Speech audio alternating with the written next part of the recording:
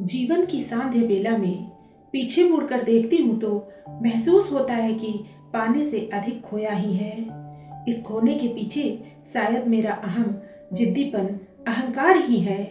यह अब समझ आ रहा है।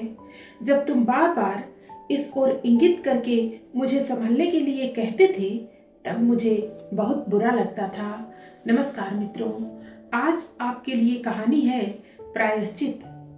शादी के पश्चात बेटी की विदाई परिवार में किस कदर एकाकीपन, सूनापन व उदासी ला देती है, इसे सुधीर बाबू शिद्दत से महसूस कर रहे थे।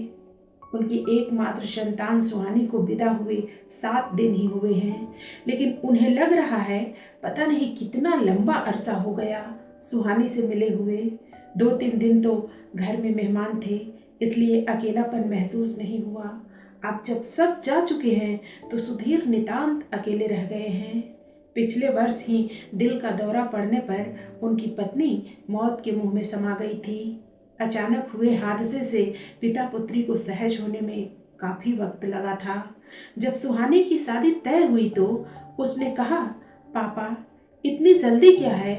मेरे जाने के बाद आप एकदम अकेले पड़ जाएंगे। सुधीर बोले, बेटा जीवन इसी का नाम है। यहाँ सुख दुख का मेला लगा ही रहता है, कोई ना कोई रास्ता निकल ही आएगा। दोपहर का खाना खाकर सुधीर अपनी पसंद की किताब पढ़ने लगे। पढ़ने का शौक उन्हें शुरू से ही रहा। कई बार पत्नी कहती भी थी, ये तुम्हारी किताबें तो मेरी सौतन की तरह हैं, उनमें डूब जाते हो तो मुझसे बात करने की फुर्सत ही नहीं मिलती। वे मुस्कुरा देते, फिर किताब बंद कर एक ओर रखते हुए कहते, लो छोड़ दिया तुम्हारी सौतन को, अब तो खुश हो।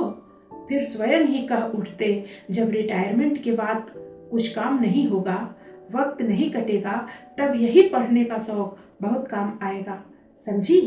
पत्नी भी मुस्कुरा देती। अभी मुश्किल से 2 पृष्ठ ही पढ़ पाए थे, तभी दरवाजे की घंटी बजी। देखा तो पोस्टमैन रजिस्ट्री लाया था। हस्ताक्षर करके चिट्ठी ली। भेजने वाले के नाम की जगह सपना पढ़ा तो चौंक गए। क्या सचमुच यह वही सपना है? लेकिन 25 वर्षों के बाद इसे अचानक कैसे और क्यों मेरी याद आई? 25 साल पहले उसने स्वयं ही सारे संबंध तोड़ लिए थे, फिर आज अचानक चिट्ठी भेजने का क्या कारण हो सकता है? वे वापस अपने कमरे में आए, कुर्सी पर बैठे और कौतूहल से चिट्ठी खोलने लगे। काफी लंबी चिट्ठी लिखी हुई थी। सुधीर ने चश्मा लगाया और पढ़ने लगे। प्रिय सुधीर, समझ नहीं आ रहा शुरुआत किस तरह करूं। हालांकि पीएचडी करके डॉक्टर की उपाधि पा चुकी हूं, लेकिन कई बार ऐसे पदवीधारी भी अपनी छोटी सी बात को प्रभावी ढंग से पेश नहीं कर पाते। खैर, जीवन की सांध्य बेला में पीछे मुड़कर देखती हूँ तो महसूस होता है कि पाने से अधिक खोया ही है। इस खोने के पीछे शायद मेरा अहम, जिद्दीपन, अहंकार ही है। यह अब समझ आ रहा है। जब तुम बार बार इस ओर इंगित करके मुझे संभलने के लिए कहते थे, तब मुझे बहुत बुरा लगता था। एकदम बिदक उठती थी मैं, गुस्सा नाक पर धरा होता था। तुम्हारे कुछ कहने समझाने में मुझे अपना अपमान महसूस होता था, क्योंकि मैं स्वयं को तुम्हारे खानदान से बहुत श्रेष्ठ, बल्कि श्रेष्ठतम मानती थी। जब हमारी शादी हुई उस वक्त मैं एमएड कर रही थी। तुम पीडब्ल्यूडी में जूनियर इंजीनियर के पद पर नौकरी कर रहे थे। तुमसे बड़ी दोनों बहनें अधिक पढ़ी लिखी नहीं थीं और छोटी भी अभी 10वीं में थी। घर में बल्कि खानदान में तुम एकमात्र डिग्रीधारी व्यक्ति थे और परिवार में अकेले पुत्र।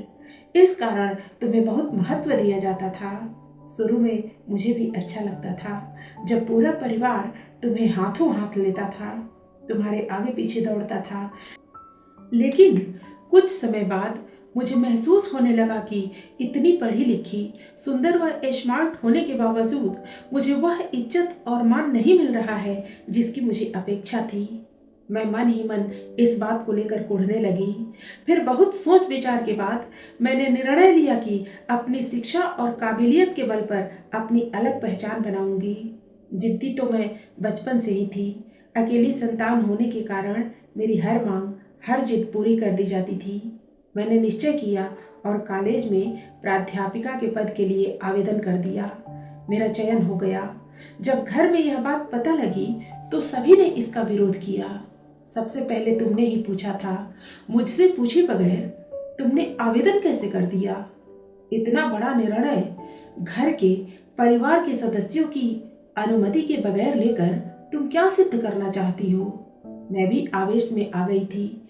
मैंने इतनी पढ़ाई इसलिए तो नहीं की कि घर बैठकर चूल्हा चौका करूं और बच्चे पैदा करके उन्हें पालती रहूं। आखिर मेरी भी कोई पहचान होनी चाहिए। बात आगे न बढ़ जाए इसलिए उस वक्त तुम चुप लगा गए थे। फिर एकांत में मुझे समझाने लगे थे। सास ससुर चाहते हैं कि मैं इकलौती बहू होने के कारण पारिवारिक जिम्मेदारियों को निभाऊं, उनकी सेवा करूं, घर गृहस्थी की बागडोर संभालूं। अब जीवन की सांध्य बेला में वे भी कुछ आराम चाहते हैं। मैं ताव खा गई थी। अपना कैरियर चौपट करके घर गृहस्थी में पिसने में मुझे कोई रुचि नहीं है। मैं तो नौकरी करूंगी ही।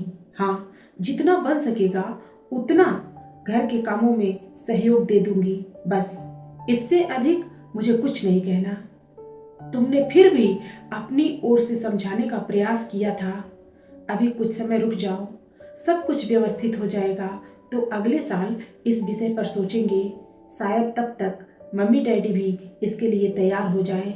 लेकिन मैं अपनी जिद पर अड़ी रही। अगले महीने से ही मैंने कॉलेज जाना शुरू कर दिया था। हमारी शादी हुए 6 महीने बीत चुके थे। अगले 6 महीने बीतने के बाद मैंने महसूस किया कि जिस शिक्षा, काबिलियत, नौकरी के दम पर मैं सबको प्रभावित करके मान सम्मान पाना चाहती थी, लोकप्रिय होना चाहती थी, वैसा कुछ भी नहीं हुआ। इसके विपरीत सास ससुर के चेहरे पर कभी संतोष तृप्ति नहीं दिखी। 1-2 बार तो उन्होंने कह भी दिया, सवेरे 9 बजे से शाम 5 बजे तक तो बाहर रहती है, वापस लौटती है तो थकी हारी अपने कमरे में बंद हो जाती है। हमारे साथ न ढंग से बातचीत करती है, न घर के कामों की जिम्मेदारी उठाती है।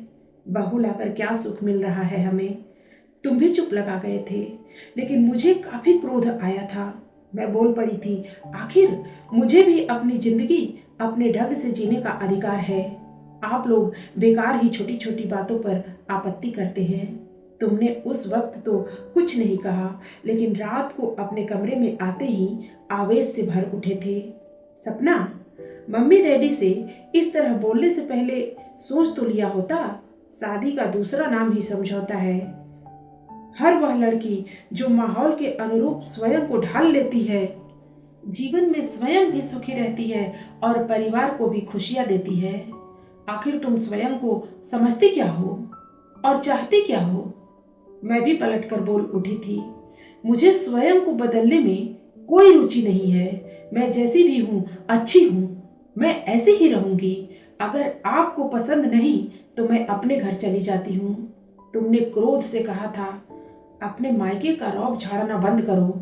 अब यही तुम्हारा घर है और सबसे मिलजुल कर रहना सीखो।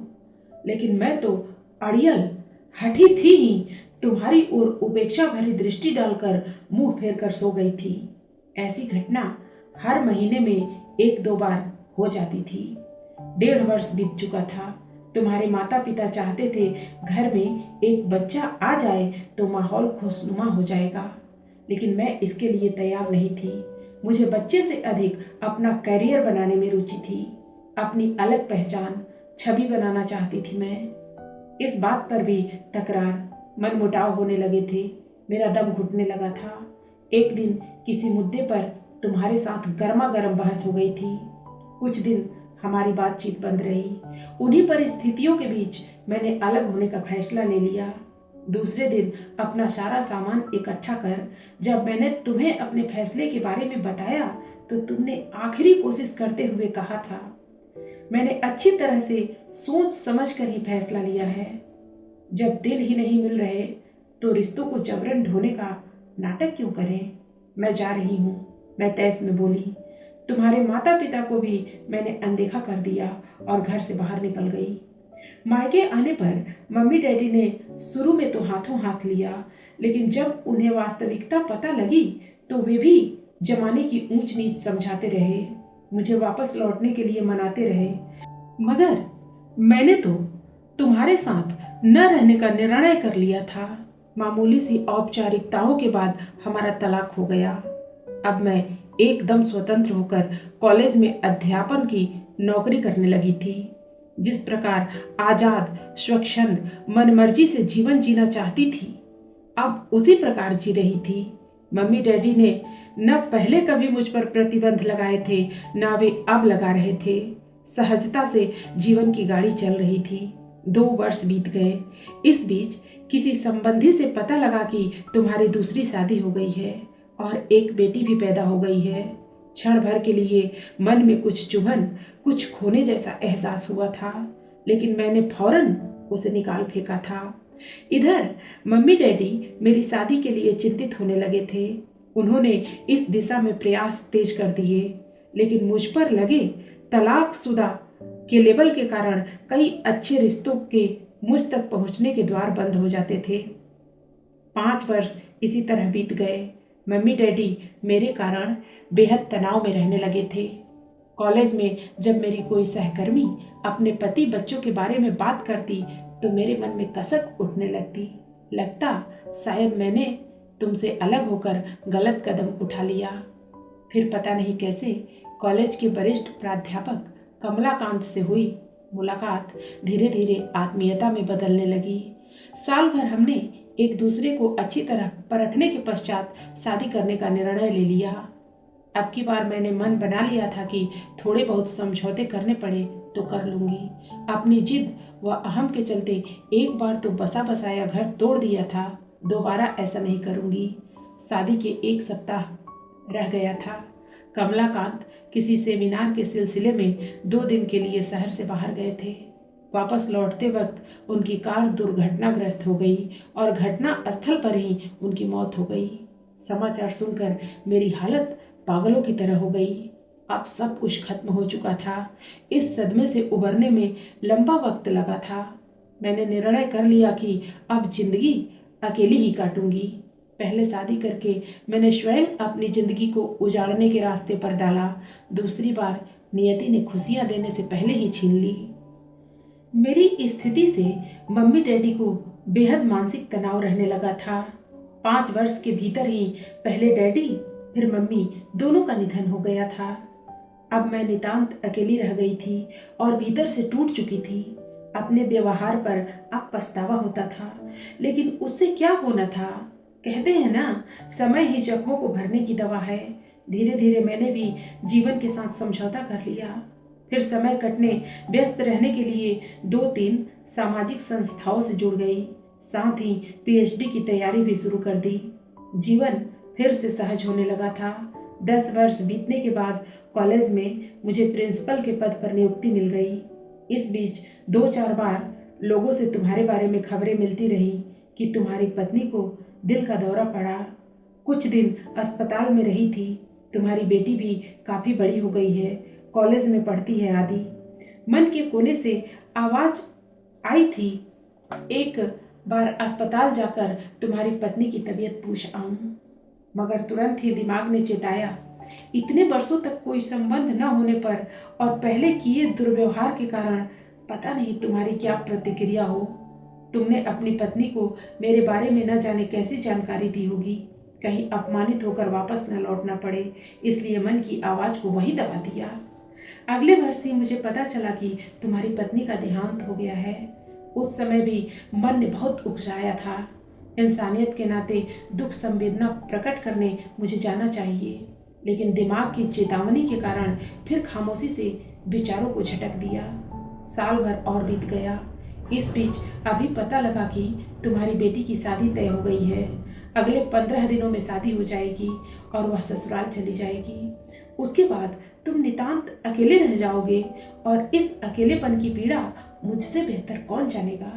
वर्षों से अकेलेपन का बोझ उठाए जीवन जी रही हूँ। तुम सोच रहे होगे, जिसे पत्नी बनाकर 2 वर्ष साथ रहकर भी अपनेपन का एहसास नहीं हुआ, सुख दुख से लेना देना नहीं रहा, उसमें अब 20 वर्षों के बाद कैसे आत्मीयता सहानुभूति पैदा हो रही है।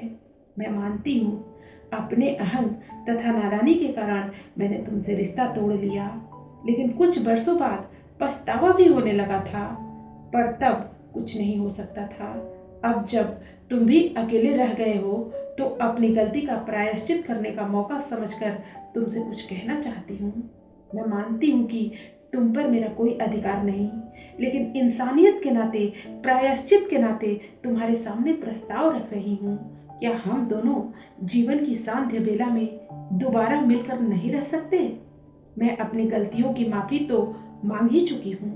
परिपक्वता आने पर जीवन के उतार चढ़ावों के बीच काफी अनुभव हुए हैं, जिन्होंने मुझे सीख दी है। अब तुम्हें शिकायत का मौका नहीं दूंगी। तुम्हारी बेटी को शायद इससे इतराज हो सकता है, मगर वह भी तुम्हारे अकेलेपन के बंटने पर राजी हो जाएगी। तुम गहराई से इस विषय पर विचार कर लो, फिर मुझे सूचित करना। तुम्हारी स्वीकृति का इंतजार रहेगा। सपना। पत्र पढ़कर सुधीर कीम कर्तव्य विमूढ़ हो गए। सपना के प्रस्ताव पर दिल और दिमाग में द्वंद्व आरंभ हो गया। जहां दिल इसे नकारने की ओर प्रेरित कर रहा था, वहीं दिमाग इसे दूरदृष्टि से ग्रहण कर स्वीकारने की प्रेरणा दे रहा था। उसका मानना था कि सपना अपनी गलती की काफी सजा भुगत चुकी है। अगर अब वह उसका प्रायश्चित करना चाहती है तो उसे अवसर दिया जाना चाहिए। इस समय दोनों अकेले हैं और इस उम्र में साथी की अधिक दरकार होती है। इस प्रस्ताव को मानने से दोनों का जीवन सहज हो जाएगा। काफी सोच विचार के बाद आखिर सुधीर ने निर्णय लिया कि सपना के प्रस्ताव को स्वीकारने में कोई बुराई नहीं। अब वह इस पर विचार करने में जुट गए थे कि बेटी को किस तरह समझाएंगे और सपना से कैसे पेश आएंगे। मित्रों, हर कहानी में कोई न कोई संदेश छुपा होता है। कहानी लोगों का मनोरंजन करने के साथ साथ जिंदगी की जरूरी सीख भी देती है। फिर मिलते हैं अगली प्रस्तुति में नई कहानी के साथ। धन्यवाद।